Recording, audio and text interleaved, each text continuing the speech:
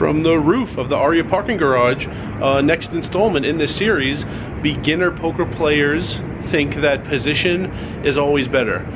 Being in position is better sometimes, definitely sometimes. I think it's most valuable in loose passive games, which were a lot more common like 8 years ago, not so much now. Now I see the extremes a lot, loose aggressive games or tight passive games. I don't see that nice middle of loose passive games, but there are a few times where out of position is better.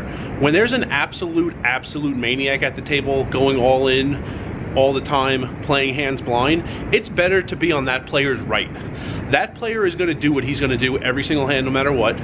You would like to see how the rest of the table acts before it gets to you, because someone else who's trying to win money off this guy might pick up a real hand. You don't want to act right after the maniac and then have 7 or now 6 other people who might have picked up a strong hand behind you. You would like to see what everyone does first, and then you can act, and then you can attack this maniac player. There was also this guy who I saw at Bellagio for the first time in 2016. He's a massive piece of garbage. He sat down, no one said anything to him, and for no reason he said, "I'm not your typical 1-3 player." Like he was telling us he's the world's greatest poker player that anyone has ever seen. Absolute piece of garbage. But he makes a lot of moves, a lot of bluffs, a lot of all-in bluffs, a lot of times he bets more than the size of the pot on the river. He doesn't do these things when he's out of position though. If he airballed and he's out of position on the river, he checks and he surrenders. He only does these moves if he's in position and he has seen his opponent check first. Then he'll do some of these things. So if you want to pick him off doing something like that, it would be better to be out of position against him, because that's when he's willing to execute these bluffs. He's not going to do them if he's first to act. He's just going to check, you're going to bet, he's going to fold. I've seen him do way more of these things in position on the river than out of position. In addition to that guy, there was someone I used to play against a lot at Bellagio who was very aggressive pre-flop. So he opened a ton of pots. He actually didn't 3-bet a ton of pots though. So it was better, I felt, to be out of position against him, because if that guy were on my left, then I can come into a lot of pots and he wouldn't be this maniac putting me to crazy tough decisions all over the place. He would play fairly normal facing a raise. But if he were on my right, a lot of people think, oh, let's get position on this guy. If he were on my right, he's opening a ton of pots.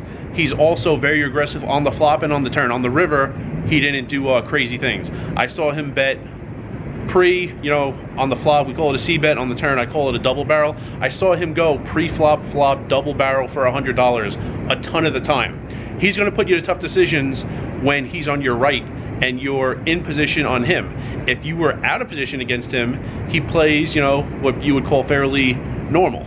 So I thought it was better to act first against him. He wouldn't come in for a lot of 3-bets.